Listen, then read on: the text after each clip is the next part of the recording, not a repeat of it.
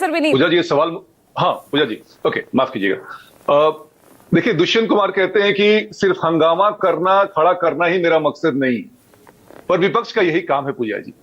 अभी आपने कहा कि बिल्कुल ये सामान्य प्रक्रिया है, इसके अंतर्गत इलेक्शन कमीशन काम कर रहा है। मैं 2-3 बार बताऊंगा कि आपको जान के बड़ा आश्चर्य होगा। थोड़ा सा राजीव जी ने ये कह दिया कि इलेक्शन कमीशन खाना पूर्ति कर रहा है, मुझे लगता है कि वो जल्दीबाजी हो गई है, मोडस ऑपरेंडी इलेक्शन कमीशन पर छोड़ दिया जाए।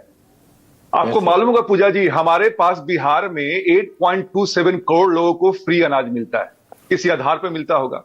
और सुनिए, हमारे पास, मैं थोड़ा औसत निकाल रहा था, 9 करोड़ लोग हैं और हमारे पास जो बीएलए, बीओलो और जो स्वयं सेवक कह लीजिए, मतलब वॉलंटियर कह लीजिए, उनकी संख्या 3 लाख है। अगर उनका औसत निकालती हैं तो पर व्यक्ति पर दिन में मात्र 11 लोगों से उसको मिलना है।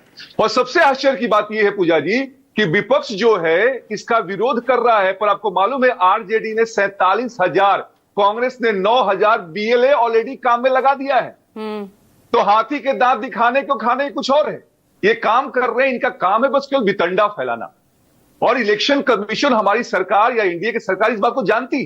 कर्नाटक में ये काम हुआ था, चुनाव से पहले क्यों नहीं उन्होंने इस बात कहा? ये बताइए ना, वो छोड़िए आप, ये बताइए ये स्पेशल इंटेंसिव रिवीजन था ना, ये नाम क्यों दिया गया? अगर ये इलेक्टोरल, ये उसका सिर्फ एक सामान्य प्रक्रिया थी जो कि हर चुनाव के दौरान देखने को मिलती है, तो फिर इसे SIR नाम क्यों दिया गया? क्यों 11 दस्तावेजों की लंबी लिस्ट यहां पर जारी कर दी गई? पूजा जी मैंने कहा कि ये स्पेशल इंटेंसिव रिवीजन ही है। मैंने कहा कि इलेक्शन कमीशन के मोडस ऑपरेंडाई उन पे छोड़ दीजिए, जैसा वो करेंगे और उनको डिमांड करना है डॉक्यूमेंट ही, they are going to take it. अरे नहीं करना है चाहिए, पहले तो 11 डॉक्यूमेंट में से एक चाहिए था, अब तो वो भी इनकार कर दिया। ना कोई डॉक्यूमेंट चाहिए ना फोटो चाहिए, बस आइए फॉर्म भरिए। नहीं पूजा जी, मैंने कहा ना, ये कहना एक नीजक रिएक्शन होगा। संवैधानिक प्रक्रिया है, उनको अधिकार मिला हुआ है, वो जो उचित समझे करे। इसमें ना मुझे बोलने की जरूरत है ना आपको बोलने की जरूरत है। प्रोफेसर साहब, मतलब मुझे बहुत अजीब लग रहा है आपको ये बोलते हुए। मैं विज्ञापन लगातार वो चला रही हूं, आपके यहां भी अखबार आया होगा, उस फ्रंट पेज पर पूरा फुल पेज यही विज्ञापन है निर्वाचन आयोग का। कोई आवश्यक, कोई फोटो नहीं चाहिए, कोई दस्तावेज नहीं चाहिए, आइए फॉर्म भरिए और बीएलओ को जमा करा दें। क्या मतलब है इसका? सुनिए तो पूजा जी, आपको मालूम है कि 2003 के बाद 496 करोड़ लोग हैं, उनको भी कोई डॉक्यूमेंट देने की जरूरत नहीं थी। तो जो चीजें हमें और आपको नहीं मालूम, इसका मतलब ये नहीं कि वो गलत है। मैंने कहा ना कि इलेक्शन कमीशन पे छोड़िए, आपको नहीं मालूम, उनको मालूम है क्या कर रहे हैं। आप उन गरीबों से आप उम्मीद रखते हैं उनको सब मालूम हो जाए। सुनिए तो उनको, मैं यहां पटना में बैठा हुआ हूं, सुबह 8 बजे से लेके एक टोटो राउंड कर रहा है कि अपने बीएलए पहुंचेंगे, आपके पास बीएलओ पहुंचेंगे, उनको सहयोग कीजिए। पूजा जी बात ये नहीं है, बात ये है कि ये विपक्ष जो है गोल पोस्ट शिफ्ट क्यों करता है। पहले उन्होंने कहा कि कर नहीं सकते। अरे बदलाव आप कर रहे हैं, चुनाव आयोग अपने नियमों में बदलाव कर रहा है और गोल पोस्ट विपक्ष कर रहा है। नीयत साफ है ना, हमारी नीयत तो साफ है, यही तो हम कहते आ रहे हैं पहले दिन से। क्या कि हम किसी को परेशान नहीं करेंगे, किसी को वोट। कैसी नीयत है? कहां गई वो ट्रांसपेरेंसी भाई? जिस ट्रांसपेरेंसी को लेकर आप लगातार विपक्ष को घेर रहे थे, कहां गई वो ट्रांसपेरेंसी? 505 करोड़ के आसपास वोटर लिस्ट का जो भी लोग हैं उनका इलेक्शन कमीशन के साइट पे अवेलेबिलिटी हो गई है। क्या ये ट्रांसपेरेंसी नहीं है? मैंने कहा था बार बार, हम सब कहते हैं कि हमारी नीयत साफ है, इसीलिए ये काम करवाया जा रहा है। नीयत साफ है तो फोटो भी नहीं चाहिए, कोई डॉक्यूमेंट नहीं चाहिए। और वो जो पात्र नागरिकता की जो आप बात कर रहे थे, आप अवैध प्रवासियों की आप बात कर रहे थे, उनका क्या?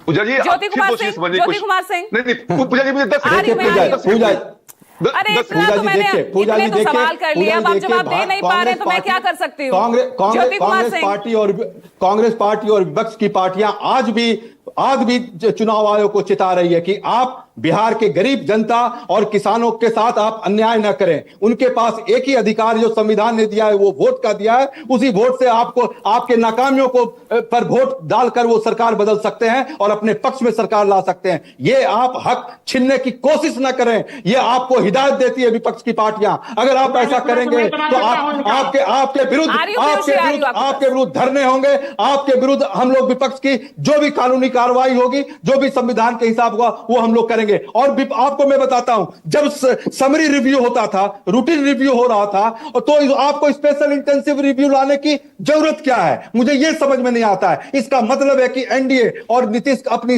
हार को मान चुके हैं, और हार के मानने के कारण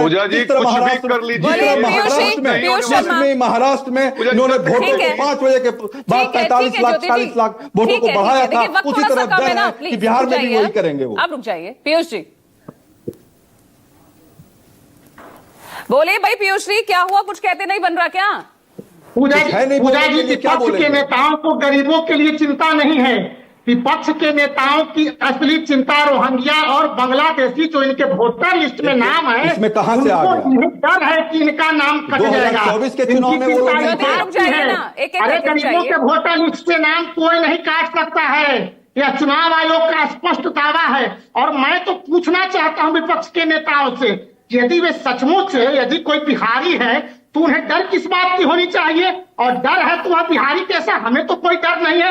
आखिर कल तक 1 करोड़ 12 लाख पर पत्र क्यों बिहारी उत्साह पूर्वक जमा करने का काम किए?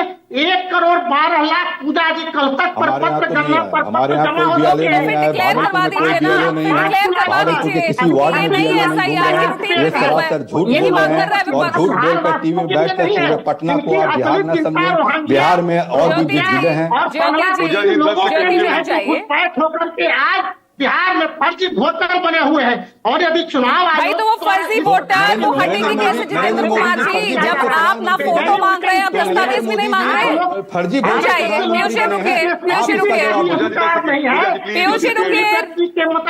आप रुकिएगा जितेंद्र जी। जी, अभी मैं ज्योति कुमार जी को सुन रहा था, जिन्होंने देश में इमरजेंसी लगाया, CAG, ED, CBI, EC, election commission और सीजेआई, गवर्नर राजनीति चल रही है भाई बिहार की। क्या बात कर रहे हैं जितेंद्र जी? ये बात करते हैं, फर्जी वोटर हटाने की बात कर रहे थे, अवैध प्रवासियों को हटाने की बात कर रहे थे। अब फोटो चाहिए ना दस्तावेज चाहिए। 2024 में वोटर अगर फर्जी थे तो नरेंद्र मोदी वो फर्जी वोट से प्रधानमंत्री बने हैं, इसका जवाब दीजिए। एसआईआर की प्रक्रिया 2002 में भी हुई है, 31 दिनों में कंप्लीट कर दी गई, फिर से 2025 में 31 दिनों में कंप्लीट करने की बात पहले खत्म होने को आ गई है भाई। आज 6 तारीख है, आज 6 तारीख है। चलिए ठीक है, बहुत बहुत शुक्रिया आप सभी का। और देखिए ये मामला ऐसा यहां पर सामने आया है कि इस वक्त सत्ता पक्ष के पास जवाब देते बन नहीं रहा है। चुनाव आयोग का ये विज्ञापन कहीं ना कहीं यहां पर सरकार पर सवालिया निशान उठाता हुआ जरूर नजर आ रहा है। लगातार न्यूज़ 24 की नजर रहेगी। आज बेरोक टोक में इतना ही। नमस्कार।